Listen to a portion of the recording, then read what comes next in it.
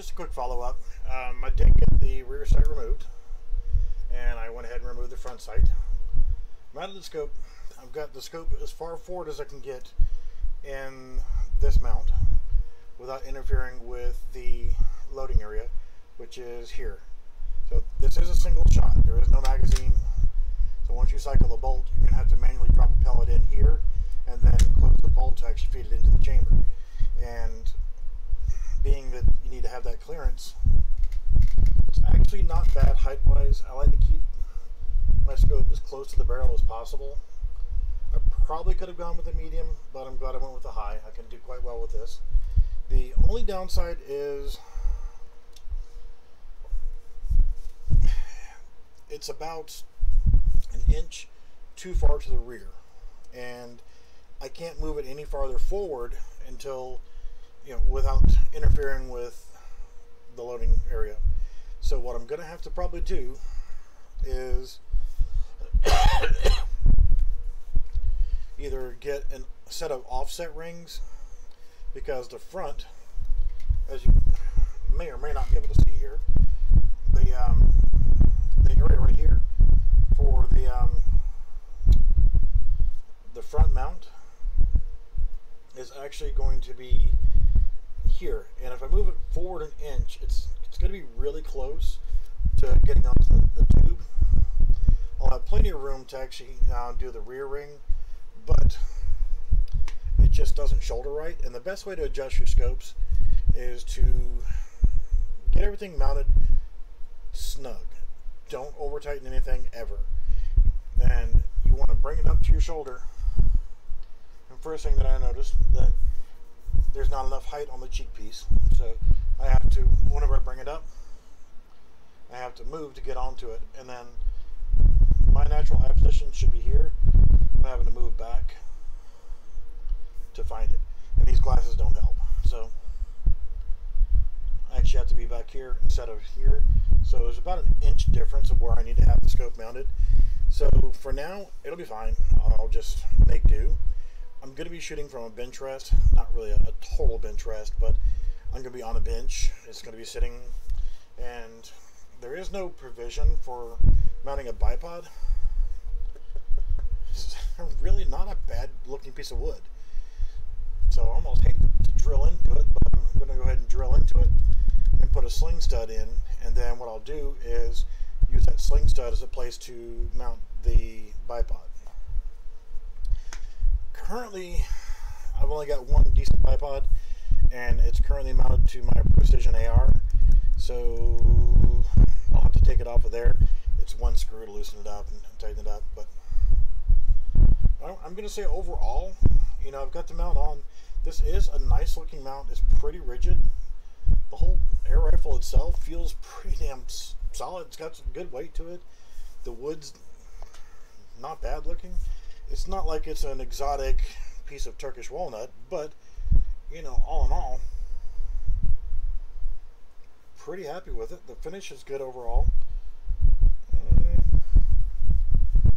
Alright, that's just some glue or something that's on there, but not bad.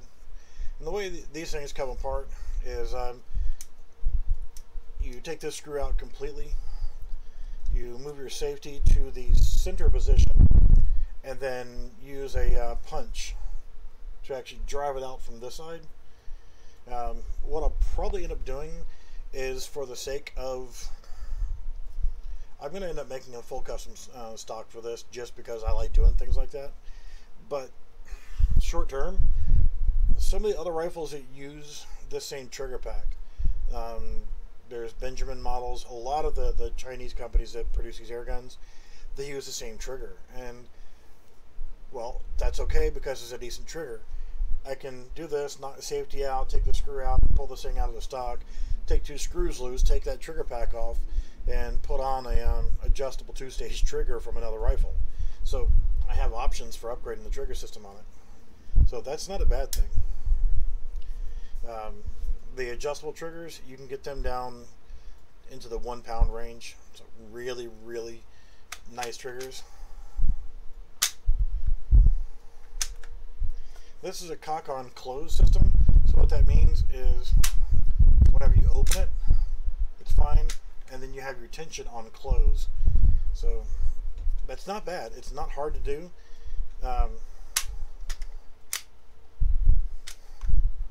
It's relatively quick, but I will say that the bolt handle, even though it's pretty and it's gold,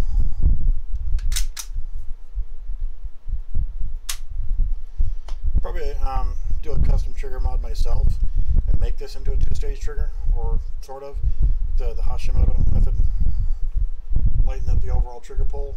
And the method of actually changing the bolt handle is essentially, once you've got this cap right here off the back, there's one screw inside, and this just slides right out.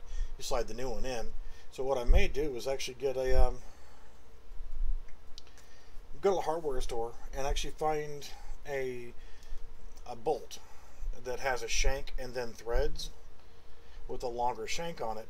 And then what I'll end up doing is I'll trim off some of the threads, so I've only got about ½ inch of threads maybe, and then cut off the bolt portion of the head, make sure it's the right diameter, put a just drill a small recess in it, and make my own custom bolt handle, which will be a little bit longer. And by having the threads on the end, I can actually take and put whatever I want on the end. I've actually in the past done that with and actually weld them on to custom Mausers, and whenever I build them, and what I would do is actually do that. And with the threads on the end, I would actually get from some of the hardware stores you can go to will have like the drawer pulls. You can actually find some that are just perfectly round. You can find different shapes and stuff, so you can actually screw them on and have a custom bolt knob, and you can change it whenever you feel like it, because it just screws on and screws off, which is pretty cool. So I think I think if it was about an inch longer, would be pretty good for my big ham fists. So you can get a little bit more leverage. Put your pellet in, cock on, close. Archer Airguns sells a cock on open, so you're cocking it when you pull the bolt back, and then you have an easy close at that point. So between trigger mod and bolt mod, and the fact that I'm going to have to change the scope rings out, yeah, and then some way of getting a sling swivel on here so that I can actually put the bipod on until I get time to actually make my own stock. And the trouble is, you have to have access to this area here, because this is where you're going to load your CO2s. So what I'll probably end up doing is, you want your bipod to be as close to the end of the barrel as possible. Jesper, hey buddy. It are here. Pardon the messy ass room, but so it's here. Scope's mounted good enough. I've already removed the front sights and the rear sights. Snugged up everything. Not bad overall. So once I get the range set up and get some time out there, it's still kind of wet, but what I'll end up doing is creating a, and can you hear me okay? The volume level sounds okay?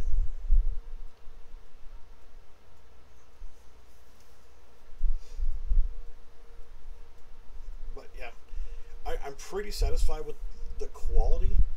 The bluing looks nice on the whole barrel. The action,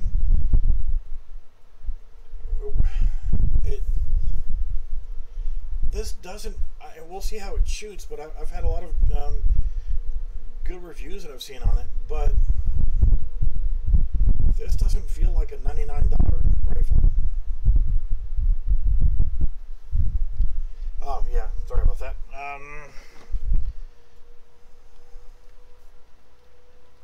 And of course the remote dies for the fans. I'll actually have to manually turn it off. Alright, is that better? You know, fat and lazy, gotta have a remote control for your wall fan. So, pardon the shitty lighting in here too. So, this is, this room, this is why I usually have this thing drawn behind me, is this room is used for a lot of storage. This was at one point an old sunroom, but whenever I was setting up the monitors, the wall frames between the windows here are 4x4 wall studs, or actually posts. So I actually have the monitor stand bolted directly to the 4x4s. No problem holding these monitors up. So, but for the wood doesn't look bad. It doesn't, like I said, it's not Turkish walnut or some fancy $1,000 piece of wood, but it's nice. It looks good. The fitment of the recoil pad is not bad. The quality of the bluing's nice. I took the front side off. Metal. Rear sight. Metal.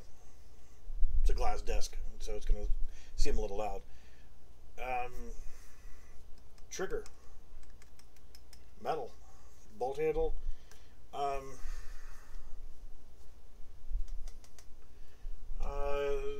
No, that's aluminum.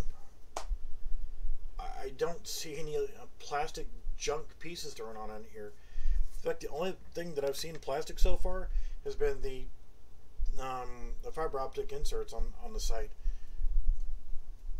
See, the front side's got the long fiber optic on it, and the rear sight has fiber optic inserts there as well. I like fiber optic sights, but I'm not going to use them because I have... Yes, this is a $400 rifle scope that I put on a $99 air rifle. So once I get some trigger time with it, I'll show some targets and stuff like that, just to show the accuracy of it. But I want to take some time. So I've got the cleaning pellets. I'm going to put about 10 of those through it so I can make sure that I get it nice and clean. It's not like this is a bright barrel. I can't just look down the barrel. And the close proximity of the chamber here, I don't think I can use my bore snake, and it's for 5.56 caliber, and this is 5.5 caliber. And it's close enough, but I don't know if I want to run my bore snake through it. So I'll actually just use the quick cleaning pellets for now, and that should do okay. So what do you guys think? Should I'm thinking about rearranging this office, and this side over here is actually a brick wall, and was thinking about putting everything else on the other side that way, and setting up on the wall this way, setting up a gun rack with some of my rifles and stuff. Will that be too tacky? So, yep, that's the Beeman QB78 out of the box. Nice. I mean, like I said, with the weight of it, I'm going to be shooting off of a table or a bench, if you will. So it's not like I'm going to be carrying this around the woods anywhere. That would involve me actually getting my fat ass out of a chair, and I don't like that. I don't like walking. So the stock isn't really that comfortable. It needs to be about an inch and a half longer, and it needs to be shaped a little different in the pistol grip. But I have no complaints out of the box so far. And the only thing I had to do to it was stuck a quarter and tightened up this screw just to snug it up a little bit. And I had to pull the rear sight off because the scope would not fit with the rear sight in place. And I was going to take them off anyway. That's QB78 from Pyramyd Air.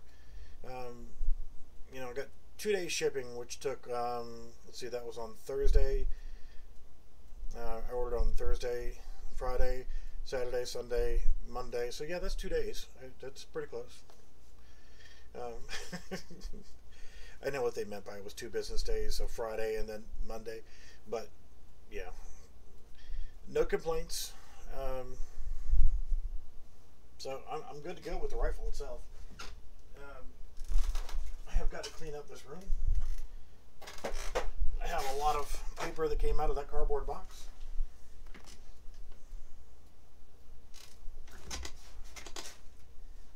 Find a safe place to set this for now, because I have too many other guns sitting around here. This one's not an air gun. Empty mag. I don't keep this one loaded. I'm reaching for the charging handle. It's actually a side charging. A lot of custom features, ambi selector, oversized magazine release. This is a beautiful little monster. Oh. This poor guy needs some cleaning.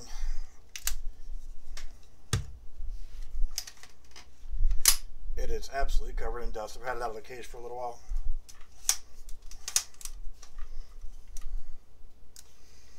I love this stock for looks. I don't like shooting with this stock. It's uncomfortable.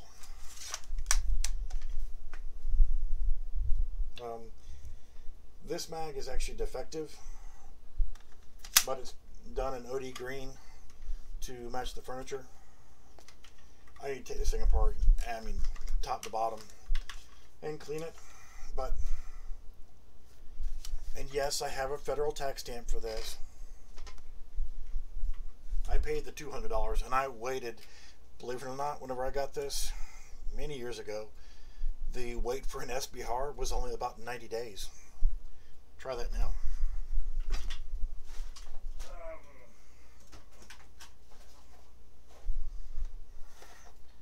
Palmetto State Armory.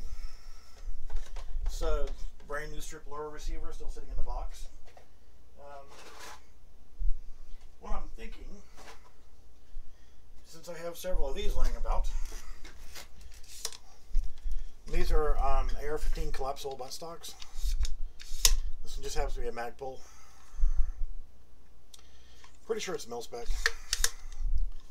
It's I think 4-position. Making a custom stock for the Beeman to use one of these. That way I can have an adjustable buttstock. Why, I don't know, but because I have it.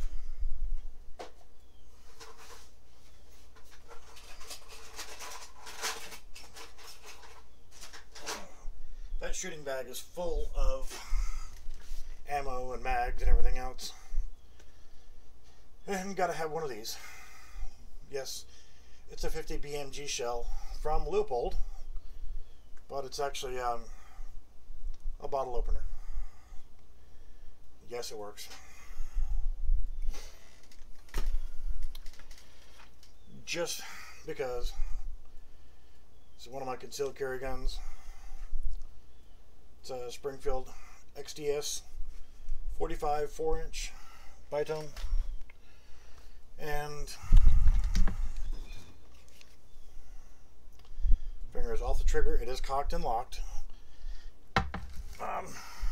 but this is a STI two-tone OD green, black, and the grips that are on here are actually early USGI walnut that were unissued. I took them out of the original wrapper to put them on that gun. Let's see. I actually have more. I mean, hell, I've got this bag. I don't know why I keep everything close by, but because I'm usually working on something. It's like this one is currently under construction. The finish on it is yeah, that's a metallic blue. It's actually called Bahama Blue Metallic, and I've started stripping it back down, and I need to finish stripping it. It is empty, but custom trigger. I've got a slide racker on the back here, so that whenever you're going to load, in a good position here, I'm not pointing it directly at, you can actually grab that to operate the slide like that. The optic rail actually broke my optics that were on here, so I threw it in the trash, and I'll end up probably going with a, I don't know, I'm torn between the Vortex and the Sig Romeo. But you've got grip safety. The magazines, these are 26 round mags. Got a bunch of these, and I've got a bunch of the original 19 rounders. These are just modifications on the factory 19 round mags. With the mag well, custom trigger, compensator, This thing, it's 9mm, and I can stack 26 in the mag, and it shoots like a frickin' 22. It has almost no muzzle flip to it.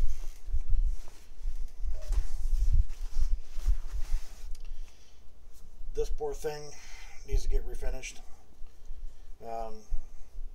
Made in 1907 to Smith & Wesson No. 5. This was actually given to me by the original owner whenever he passed. But it severely needs to be cleaned up and re-nickeled. But it breaks open and closes. It needs a lot of TLC right now. And this little guy was also given to me by the original owner. It's a Harrington & Richardson. The Young Americans in 32 Smith & Wesson. The other revolver was in 38 Smith & Wesson. I'll probably never shoot this. I've got ammo for it, but I'll probably never shoot it. It's just an heirloom. It was given to me by the original owner, and it was made in 1920. So, classic. I've got other stuff laying around here too. I just don't want to be breaking open a bunch of cases right now.